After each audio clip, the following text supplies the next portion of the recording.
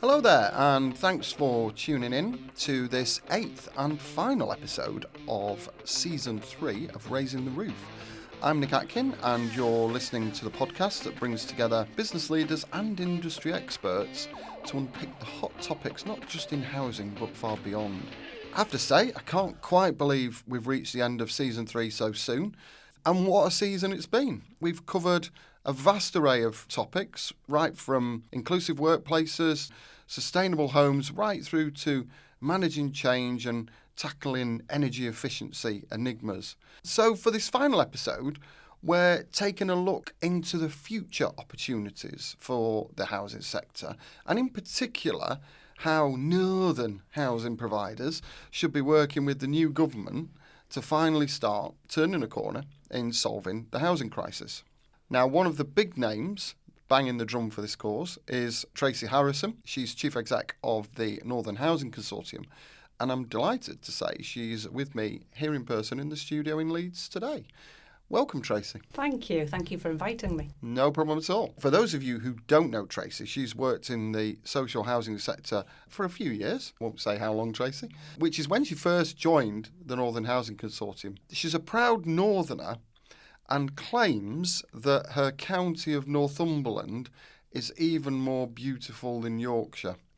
Now, that's a very, very bold claim to make, especially as we're sat right in the heart of God's own country right now. So, Tracy, it's an absolute pleasure to have you as our final guest for Season 3. Many of those in the housing world will be aware of the Northern Housing Consortium, and particularly how well it campaigns on behalf of housing organisations across the north of England. But for those who aren't familiar, can you just give us a 1-minute overview, your lift pitch of what the Northern Housing Consortium does? So Northern Housing Consortium is a membership body for social housing providers. The important thing is that we are specifically Northern focused. Although we are the Northern Housing Consortium, you may be surprised to hear that we actually have a national membership, and we are cross-sector in terms of our membership. So it's not only the housing associations, but also councils, ALMOs, and the Merrill Combined Authorities are increasingly members in their own right as well. And the vast majority of funding for the influencing work that we do comes through our procurement activity. Oh. So all of our surplus from procurement activity, which we do nationally, is reinvested. So that's been to the tune of about £2 million over the last 4 years that's gone directly into influencing on behalf of the North. And this is our 50th year, so thank you for inviting me along on our 50th anniversary. Well, congratulations on 50 years. And as somebody from Yorkshire, I'm always really pleased to hear that the housing pound is being reinvested back into our world as well. I know you and the consortium have been highlighting the changes that are needed to tackle the housing crisis, and that's not new. You've been doing that for well over a decade. But we've now got a relatively new government. I think it's clear that they're taking a very different direction, and there's a whole raft of new policy announcements which are coming through.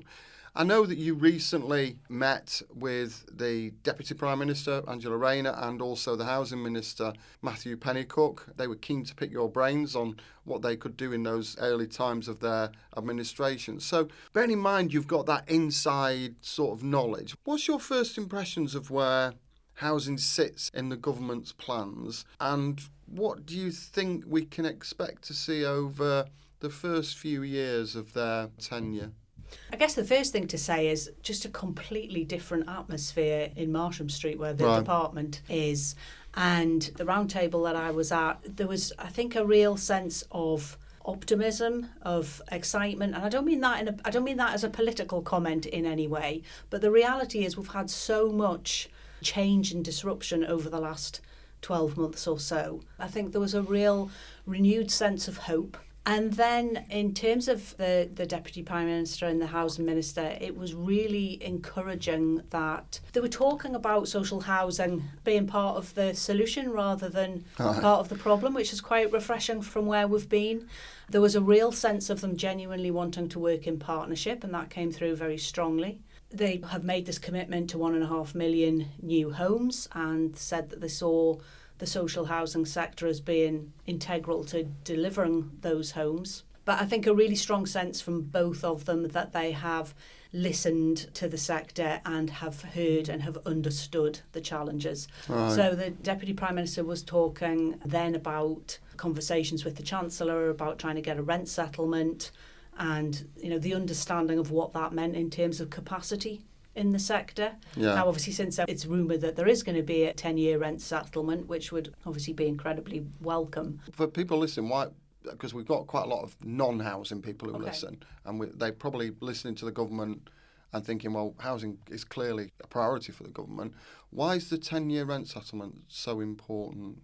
Well, it's that certainty because that's the main source of income that borrowing is based against. So it's really key that we have certainty over that. And we did have a 10-year rent settlement, but it was torn up multiple times, which obviously has... 7 out of 9 years, was it? It wasn't followed for, so yeah. So, and when I've spoken to some of the big developing organisations and they've talked about the difference that 1 year's rent certainty makes in terms of their capacity to build new houses. I mean, I think people would be absolutely gobsmacked by the numbers. So that point has obviously landed and has been understood. They were very clear that they were going to be really strict on standards, that Bob's Law would come forward in the coming months. But yeah, a renewed sense of partnership, I think, and optimism. I mean, what I will say is, what nobody was saying in that room, because it wasn't the right forum to say it, was... we want to help you build 1.5 million houses, but we have competing priorities and there are trade-offs. Right. That wasn't part of the discussion at that stage. Yeah, I want to come on to that in a minute. But before we do that, you mentioned that 1.5 million figure. So again, conscious that we've got listeners from a wide array of backgrounds. This isn't just a housing podcast. This tries to sort of cover a wider range. And so for those of our listeners who perhaps don't understand the housing world or indeed the North, what are some of the unique housing challenges facing this part of the UK, and what are some of the associated impacts on people's everyday lives? So, things like being able to afford not just the rent, but to live in the property, fuel poverty, transport, those sorts of things.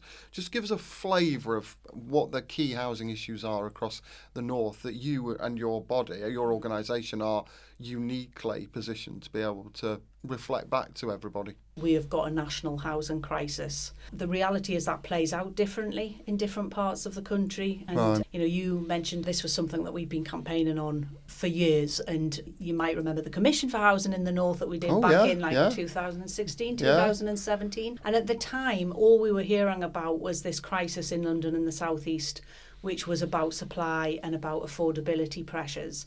And what that commission showed very clearly was that we had a housing crisis in the North, but it looked different in different places. Obviously, the North is not a homogenous landscape.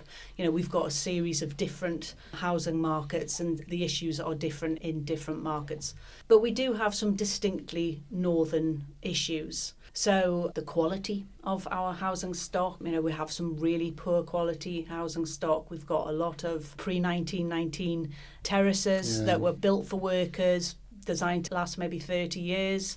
We've still got them over 100 years later, really, past the end of their serviceable lives. And those homes are hard to heat. And so you get knock-on issues like fuel poverty that emanate from that. Yeah.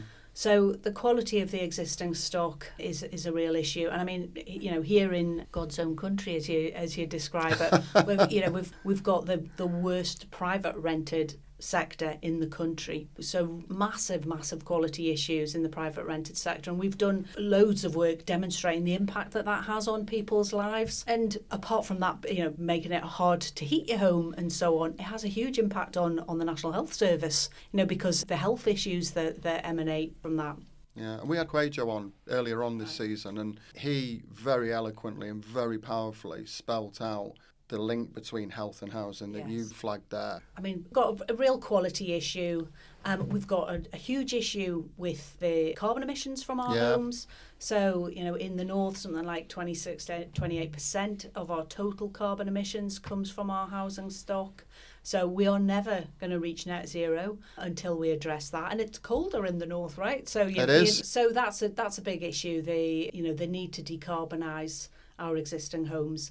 And then we've got big issues with poverty as well. So we have a higher proportion of low-income households in the north. And for those households, they are less able to absorb adverse changes to rent or to mortgages because they just, don't have the spare cash. Yeah. So poverty is a major issue. So there are areas of the north where we desperately need regeneration. And, you've only got to go to a northern town and look around. You find those areas very, very quickly where we really need to demolish and renew in many cases. Yeah.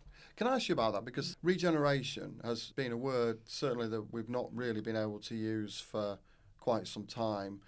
But it still, I think, gets a bit glossed over. And I think, going back to what you said about those homes built pre-1919, there are some homes in this country that are well past their working life, and they need to be demolished and replaced with something that's much more energy efficient and much more tailored to life and living in the 21st century. But that's not been a conversation we've been able to have quite honestly. Again, from your early conversations with the government, do you get a sense that that is now back on the table? Yeah, I think there is an understanding of that. And I mean, the point that we have made is, they're talking about new towns. Yeah. And we have talked about the need for renewed towns. Absolutely. Great phrase. So, yes, I think there is an understanding of that. I mean, one of the things that we have been pushing for is reform of net additionality rules. I mean, essentially the fact that the funding through the Affordable Homes Programme is based on creating new housing stock, but where you are taking out housing and then replacing it, because as you say, it's reached the end of its serviceable life, you're not adding to the numbers. Right. If you take the north, and some of our homes are very small at the moment, aren't those terraces, and if you took out a row of terraces and built detached or semi-detached family homes, you'd have less homes, I suppose, is what you're saying, than what was there before? Absolutely. Right. And we know that there are many areas in the north where what we really need is larger family homes. That's where the real shortage is. For us, this all really comes back to devolution. It's about being able to make decisions at a local level about what is needed for the housing market in that area. Yeah. Well, I want to come back to some of that anyway. But just before we leave the north-south divide, I've got some family members, I have to say, on Mrs. Atkins' side, not my side, who are from the south, and they interestingly think that the north gets a better deal at their expense. And I think what you've done is very clearly laid out the case for why the north is different. But to be clear, this should never be about one area benefiting at the expense of another. It's about ensuring we've got the right solution for different issues in each part of the UK. So with that in mind, what are your key asks of the new government to tackle the housing crisis? Because I know you've done quite a bit of work on this. Yeah, well, I have brought you a hard copy. I don't know whether you accept hard copies, Nick, or whether... My colleagues will be chuckling at the prospects of me holding a piece of paper, but carry on, Tracy. So this is a document that we launched prior to the general election, which was really our offer to a new government, an incoming government, about how the sector could work with them in a renewed partnership and what we would want to see.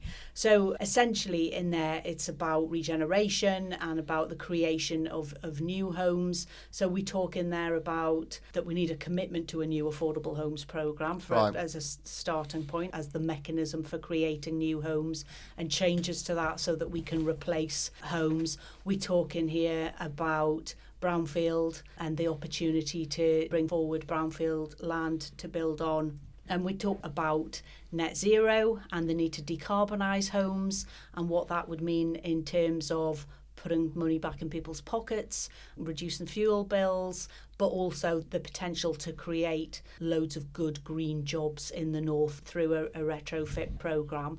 And we talk about the quality of existing homes, that wanting to see improvement to that and wanting to see a new decent home standard brought forward really quickly, and for that to also cover the private rented sector as well, which, as was said earlier, is where we know a lot of the quality issues are. So I'm sure you will have received this electronically. I have read it. I have read it, as you well know, Tracy. When it was published, and also in advance of today, I've done my homework, don't worry. But I think on that, I do want to unpack that a little bit, because the document has highlighted up to, I think it's just short of 1,300,000 homes could be built on brownfield land in the north. So again, it's one of those terms that certainly when I talk to my family, they don't really understand what brownfield is. Can you explain a bit more about, how do you make that happen? Because we know that building on previously used land is more expensive because of what's in the soil. But also, what's your views on plans that will see low quality greenbelt land, which has been dubbed the grey belt, another new term. Again, what's your view on the plans for how that could be used differently? Yeah, well, the government's commitment is obviously to brownfield first, which is what everybody would want to see. And we published a piece of work on this, which I've also brought along for you, called Brownfield First. I'll be able to walk out. I'll be staggering under the weight of all these reports. Well, if the desk's wobbling, stick them under there. But this is a piece of work that we did with the housing leads from the Northern Mayoral Combined Authorities. So, first of all, you asked about brownfield land and what the issue is. So we've got enough brownfield land in the north to build about 320,000 new homes, we estimate. So, that would not meet housing need, but it would be a really good start towards it. As you say, it's really expensive to bring that land forward, often because of what's in the ground, sometimes because it's owned by multiple people and the land assembly can be costly. But the benefits of doing it are that you're obviously not eating into greenbelt and that you are regenerating areas. So we've got various funds available for brownfield. The main one is the Brownfield Housing Fund, which goes through the Mayoral Combined Authorities. Now, what they told us was that fund is not really devolved to them, it is delegated to them. So they don't have a lot of flexibility in terms of how they can use that fund. And with the current Brownfield Housing Fund, the land has to be remediated by March 25. Well, for large strategic sites, you're talking about 10 years often to get these things away. So it makes it really difficult to look at large strategic sites, which would have a major impact in areas if you're able to regenerate them. It's based on land value uplift. Right. And the areas often that need this work doing, the values are really low, and you are not going to necessarily see the value in financial terms on the land uplift, but you will get a huge range of other benefits that come through it. And what about the grey belt? Yeah, well, I mean, it's not very technically defined, is it? It's I mean, they have referred to it as, I think, like car parks that have grassed over or areas that have previously been used that have grassed over. I mean, I think the point they're trying to make is, we think of greenbelt as rolling Yorkshire moors, and often that's not what you're talking about. So I think brownfield first has got to be the right approach. Yep. But as I say, you're not going to be able to meet housing need with what is available on brownfield. So I think we need innovative approaches to what else we release land-wise in order to create the homes that we need. Yeah, because that's interesting, isn't it? Because the government have got the 1.5 million new homes target, but in the north, which arguably has more brownfield areas than elsewhere in the country, your own research has only shown that that's going to release 320,000. So, ultimately at some point we've got to make some tough decisions about where the remainder of those homes are built, and we're going to have to go into areas perhaps where we've not been before. Also, in terms of here in God's own country, and I'm sure it's similar in Northumberland, you've got small rural communities where building a relatively low number of homes, maybe a dozen or less, has a huge impact on enabling local people to stay in that area, to work in that area. But it does mean that you've got to encroach on some of those greenbelt areas, because by their very nature, some of those areas don't have brownfield areas within them. But that's the reality of the tough choices that we need to make. So I suppose what I want to do is to look ahead. A final question in this section. You've spoken about building the future of the North. Is the consortium's offer to the government to work together over the next 10 years? Mm-hmm. So let's end on a positive. What are your big hopes for the housing sector over the next 10 years? And when we get to 2034 and you're looking back on what's been achieved, what do you hope to be saying? Well, I would hope that we have brought that brownfield land forward and that we have built on it. So it's all gone. We've used all our brownfield land up by that point. That would be great, wouldn't it? Great. So, I'm doing a shopping list. Okay. So we've built on there and created 320,000 new homes through our brownfield land alone, which would be amazing. Big tick. Big tick. I would hope that we will have implemented a new decent home standard so that we will have seen the quality of our existing homes improved, and particularly in the private rented sector. And that has become such an important tenure. I think it's really important that we get a handle on that and that we improve quality standards there. I would love to think that in the North we will have created good green jobs. You know, our work has suggested that there's the potential for 77,000 jobs in the North, retrofitting our homes, and, you know, all the positive impacts that that would have in terms of lower heating bills, lower carbon emissions, improved health outcomes, improved mental health. The impact of a warm home is phenomenal. And I suppose I'm saying the impact of a warm home is phenomenal. What I would like to see in 10 years' time is that everyone in the North can have a warm, safe place to call home. I mean, that's what we've got to aim for, isn't it? What a fantastic ambition to end this part of the conversation on. I have to say, we go back, you and I, quite a bit, don't we, Tracy, in terms of knowing each other. So I am slightly nervous as I head into this bit of the podcast, which is Flip the Mic. So for one final time this season, I'm going to give you the chance as our guest to flip the mic and ask me some searching questions. So with a high degree of trepidation, the mic is yours, Tracy. The opportunity to ask you some searching questions. I'll ask you, if you were a Director General in MHCLG for the day, what would you do? Right, okay. Whoa. So 3 things then if I want to get a day. Firstly, I'd use your document and also the document from the National Housing Federation as a basis to draw up a clear long-term plan for housing. As part of that, I'd reclassify housing investment as infrastructure spend. Sounds like a technical, boring point, but that, at the stroke of a pen, would move us away from the boom and bust of the 3-yearly spending review. And it would also put housing on an equal footing with investment in road, rail, schools, hospitals and other major projects. Second thing for that long-term plan is exactly what you've called for, which is that long-term 10-year certainty on rents for the reasons that you really clearly outlined. And I think the third thing I'd do, which is to encourage pension funds, but particularly those in the public sector that have billions of pounds that's looking for a home, to invest in housing. And in the same way that your procurement process recycles the housing pound, I think for those pension funds to recycle public sector investments back into housing to build more homes at a time of a housing crisis, you know, what's not to like about that? So that's my first thing. So that takes me to just before lunchtime, I think, on my only day. The second one would be, again, going back to the point that you raised, why is it that we're still not building truly highly energy efficient, low carbon homes of the future?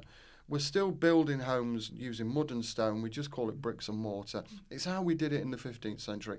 And I suppose for me, I'd be setting up some form of framework, some sort of incentive scheme to deliver those low carbon homes, similar to, you know, literally what is a stone's throw from where we're sat now in terms of the climate innovation district that Situ have developed, but also not just new homes. You referred back to existing homes and raising the standard of those. So I would be doing that across the piece, the same thing as your 10-year vision. And I think the third thing I'd be doing, just as I'm leaving the office at the end of my first day, I'd go and see the Bank of England and I would instruct them to reduce interest rates, because at the moment, the fact that they are wringing their hands and, despite all the indicators, clearly demonstrating that now is the time to reduce interest rates because that's stifling the housing market, I would instruct them to reduce interest rates so that we can get the housing market up and running again. One day. It's a busy day, but you get value for money, Army. True Yorkshire style, you get value for money. So back to you again, Tracy. Okay, so I know you've talked about AI on the podcast, and I know you're very much a future gazer. So what do you think the main changes are that are going to take place in the sector over the next 5 years? What are the big things? Wow, 5 years. I'm really, really wary to try and predict anything anymore, because if you think 5 years ago, nobody had heard of COVID. Yeah. Nobody had heard of Trussonomics. You know, all of that. You just think, happy days, all the positive things that have happened over the last 5 years. But I suppose I'll give it a go. So, a couple of things I hope and think will happen.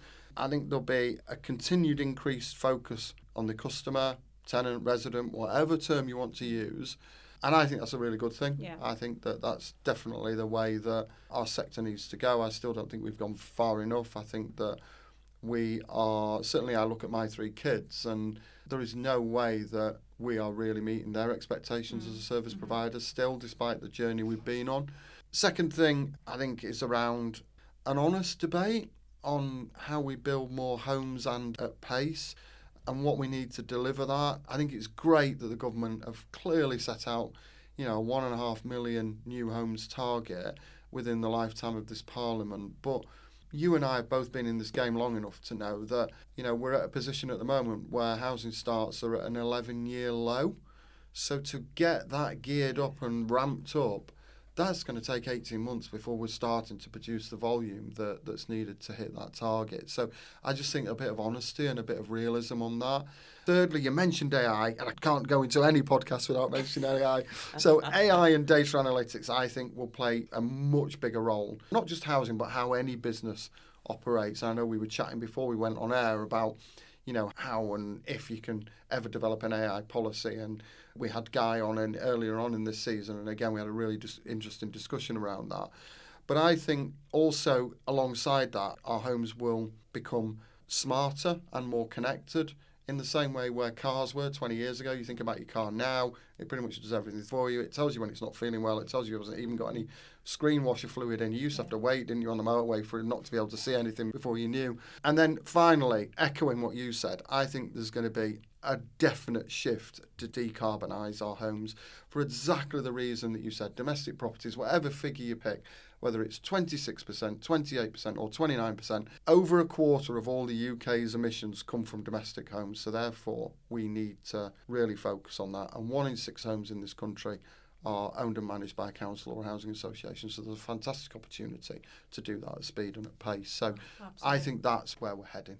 Yeah, no, I agree. It's interesting actually when you're talking about customer service and talking about what your kids' expectations are. And I spoke at a youth symposium in the Northeast, which I realised when I got there I'd been invited as the old person, not as part of the Northeast youth. But what was really interesting about there were table discussions and various plenary sessions. The absolute expectation that everything would be tailored to their individual needs. Yeah. And, as somebody in their 50s, you sit there thinking, well, you can't tailor a school experience to your individual. And then you think, well, yeah, why not? Why can't you do that? But that's absolutely what they expect to have. And it's fascinating. I sometimes just sit and learn so much from, they don't listen to this podcast, so I can say it. I learn quite a lot from my kids and, how they are. And they're all in their 20s and their expectations are exactly that. They want personalised, they want immediate. It's completely different level. So it's time for me to ask you some quick fire questions. Right. So I'm going to rattle through these.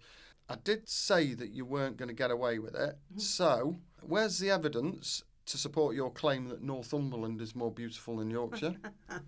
I felt I had to wind you up on this. They are both obviously very, very beautiful counties. And I think, we're so lucky, aren't we? Because you've got, the amazing diversity of landscapes. But what I will say is we do outcastle you by a factor of about, 5 to 1, I reckon, easily. Yeah, we probably won't invade. We're more likely to go across the Pennines than go north. So don't worry, you're safe there.